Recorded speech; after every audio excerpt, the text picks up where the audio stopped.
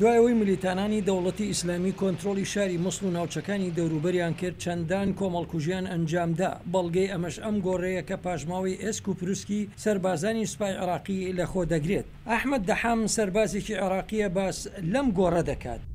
هنا موجود مقبرة. ئەم گۆڕەی لێرەدایە پاشماوەی تەرمی 4 سەربازی سوپای عێراقی و ئەندامانی وەزارەتی ناوخۆن ئەوانەی بەدەستی چەکدارانی داعش کوژراون هەر بە گەیشتنی ئەو ملیتانانە بۆ شاری مووسڵ. ناسنامەی تەواوی پاشماوەی سەربازەکان هێشتا نەزانراون و هەتا ئێستاش هیچ کەسێک لە خانەوادەکانیان نەهاتوون بۆ وەرگرتنەوەیان. جا هەر بۆیە داوا لە بەرپرسانی عێراقی دەکەین بە دوواداچوون بۆ ئەم مەسەلەیە بکەن.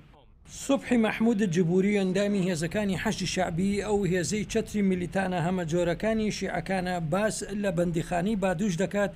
فدخلوا الدواعش دوای ئەوەی شاری مووسڵ کەوتە دەستی چەکدارانی داعش و چوونە نێو بەندیخانەی بادوشەوە دەستیان بەجاکردنەوەی کەسانی سونی لە شیعەکان کرد و بە شیعەکانیان وت ئێمە بۆیە جیاتانەکەینەوە چونکە گەرەکمانە بە ئۆتۆمبیل بتان بینەوە بۆ لای خانەوادەکانتان و پاشان ئۆتۆمبیلیان بۆ هێنان و بە ڤیدۆ گەشتەکەیان گرت و دواتر هەمویانیان بردە دۆڵێکی بەرامبەر بەندیخانەی بادوش و پێیان گوت هاوارکەن و بڵێن ئەڵڵاهو ئەکبەر. لەو کاتەدا سەرجەمی ئەو شیعانە دەدەنە بەر دەستدرێژی گول لەودەیان کوژن.